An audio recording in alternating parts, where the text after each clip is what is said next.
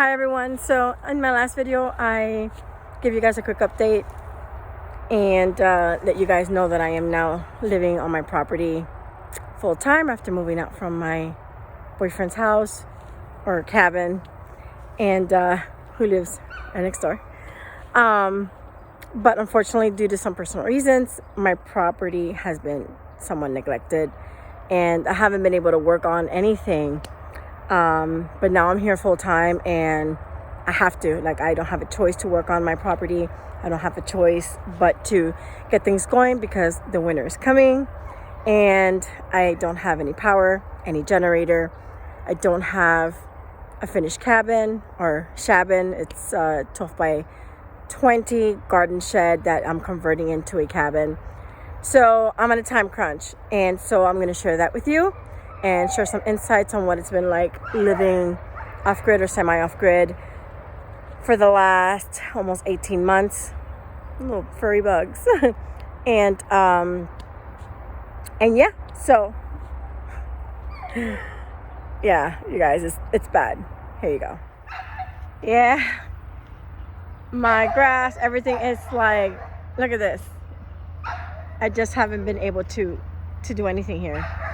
And in transition, there's some trash, there's some things that were left behind while I was transitioning to and from my boyfriend's place during the last year, and attempt to clean my property, or in the attempt to clean my property, some things were just left behind.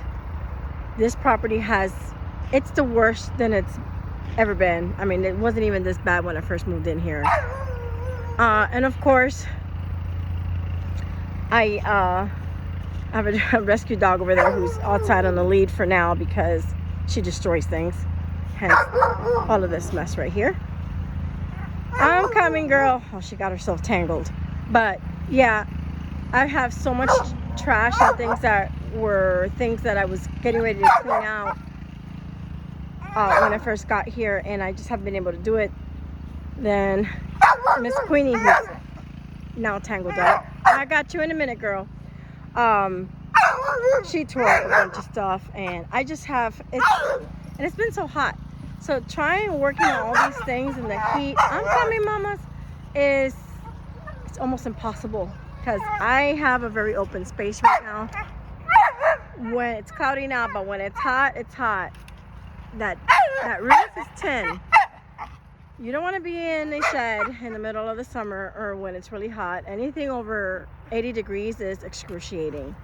Let me take care of this girl and I'll be right back. Queenie. Go, Queenie, go. She's happy now.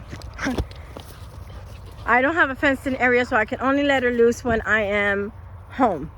Otherwise, and it's too hot for her to be inside the cabin. That's why she was on the lead. If she were in there, she'd probably just pass. It's just so hot. And I'm not going to keep her crated because it's not fair to her. So I have to make a space for her because she doesn't get along with my other dogs. That's why they're not here at the moment. They're still at at his house across the street. And because my other dogs have been indoor dogs their whole life. They don't know about this life.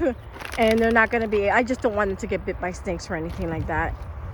She's been an outdoor dog and she loves the freedom, but not the other ones. But I have to clean all of this out.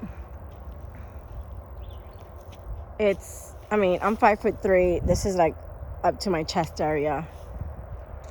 And the dog has kind of just been destroying things here. I put a tarp for her for the sun, but it got knocked down with the wind. And I just haven't had time to fix anything and going through all of my personal problems. Even my fire department gear is just sitting there. I'm a mess, you guys.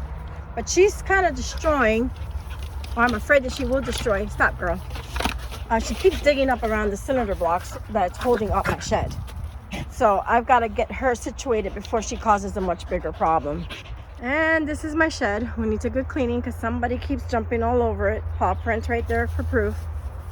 It's a 12 by 20. They kind of messed up on this coloring right here. It was supposed to be all black, or the trim was supposed to be white. And I had to make a big deal out of it, but I am going to paint this. I don't like it. And yeah, let's take a look at my mess inside. Don't judge, you guys. I just got in here. I've not been sleeping here for long, or rather I've been sleeping at night, but I don't stay here for long during the daytime because it's too hot. Some of my woods, I'm actually going to clear all of that a good 100 feet more that way, and I'm going to have all of this cleared up. And in the front, I'm going to have a good 50 feet cleared up forward, and it's going to clear all that up because I have a slope going down, so it's going to look really nice overlooking the hills eventually. All right, guys, I'm going inside. Don't judge. All right, well, I have to jump up because I don't got any steps. Yeah, it's a big mess in here.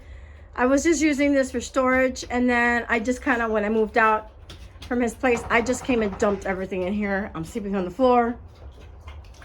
No!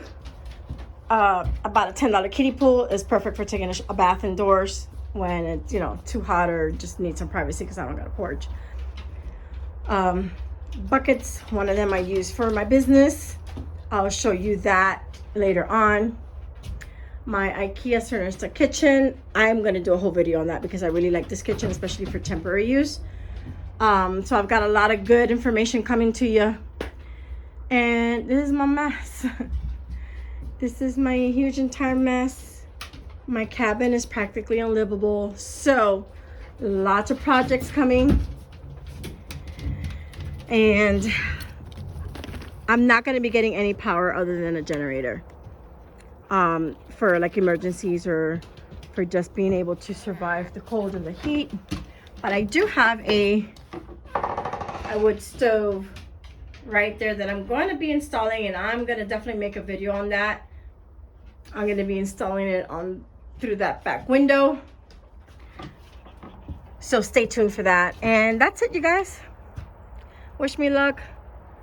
I am basically starting from scratch and I'm a little bit overwhelmed, but at the same time, it's not a bad thing. It's not a bad thing because I've gotten a different perspective on a lot of things in terms of living out here since I've gotten here. In terms of how, you know, my perspective on using certain technologies like rechargeable handheld shower heads and connecting power, using generators, power banks. And I mean, there's no right or wrong way to live off grid. Everyone has a different method, but I've learned a lot and I would like to share that with you. So yeah, any questions, any comments, I welcome it, and until next time.